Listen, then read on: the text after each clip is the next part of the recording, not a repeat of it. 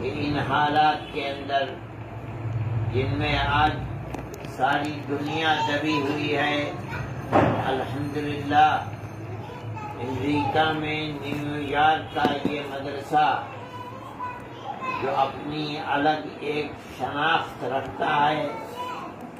اور اللہ نے اس کو قبولیت سے نوازا ہے،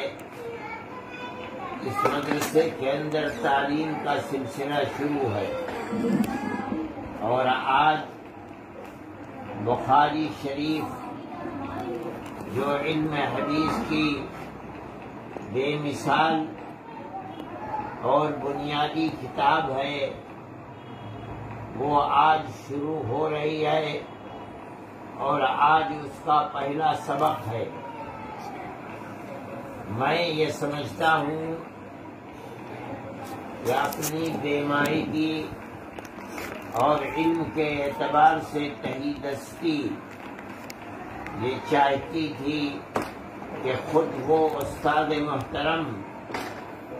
جو بخاری کا درس طلباء کو دیں گے وہی بخاری کے سبق کی شروعات بھی کرتے، لیکن حافظ برکت اللہ صاحب کے حکم کی تعمیل میں نے کی ہے اور میں اپنی طالب علمانہ حیثیت کے ساتھ آپ کے سامنے موجود ہوں، اور آج الحمدللہ دارالعلوم نیو یارک کے اندر درس حدیث شروع ہو رہا ہے۔ اللہ خیرات و برکات سے نوازے اور بہتر سے بہتر انجام تک پہنچائے۔ اس بات کو طلبہ حدیث کو سمجھنا چاہیے کہ علم حدیث کہا جاتا ہے علم نسب الی رسول اللہ صلی اللہ علیہ وسلم قولا او فعلا او صفتا او تقریرا، یعنی یہ وہ علم ہے جس کی نسبت آقا نامدار سید الانبیاء والمرسلین حضرت محمد صلی اللہ علیہ وسلم کی طرف ہوتی ہے، یعنی اس اعتبار سے کہ آپ نے زبان سے فرمایا یا آپ نے اپنے عمل سے اس کو پیش کیا یا آپ کا چہرہ انور ایسا تھا اور آپ کا قد و قامت ایسا تھا، آپ کی صفات کیا ہیں، اور یا آپ کے زمانے میں آپ کے سامنے کوئی چیز کی گئی اور آپ نے اس کے اوپر سکوت کو اختیار کیا، جائز یا ناجائز کا حکم نہیں لگایا، تو اس کو علم حدیث کہا جاتا ہے۔ یعنی جس کا مطلب یہ ہے کہ آپ جو کچھ اس کے اندر پڑھیں گے اس کتاب کے اندر، وہ یا تو آپ کے اقوال ہوں گے کہ آپ نے یہ زبان سے فرمایا،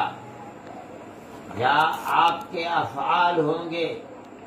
کہ آپ نے یہ عمل کیا، آپ نے نماز پڑھی، آپ نے سجدہ کیا، آپ نے رکوع کیا،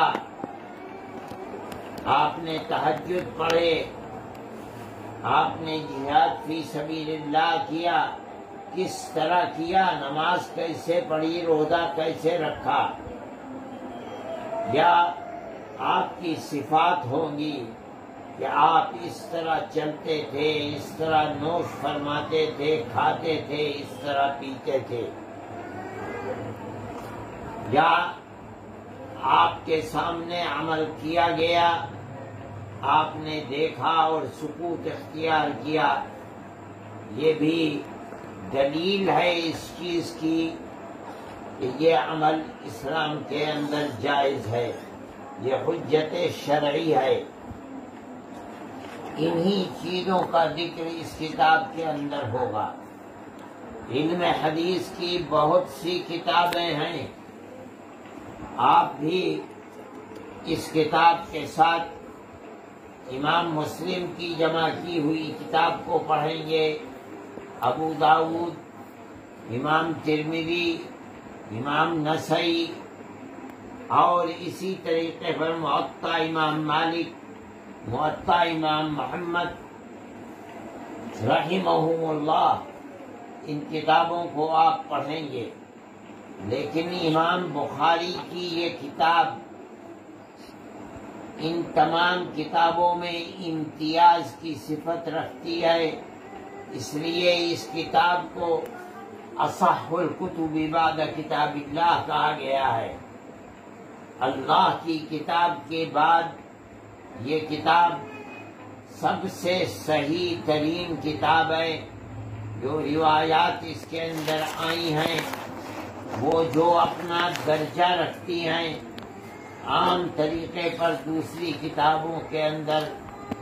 احادیث جو جمع کی گئی ہیں ان کا یہ رتبہ نہیں ہے۔ اس لیے اس کتاب کے پڑھنے اور پڑھانے کی طرف اور کتابوں کے مقابلے میں خاص طریقے پر ہر زمانے میں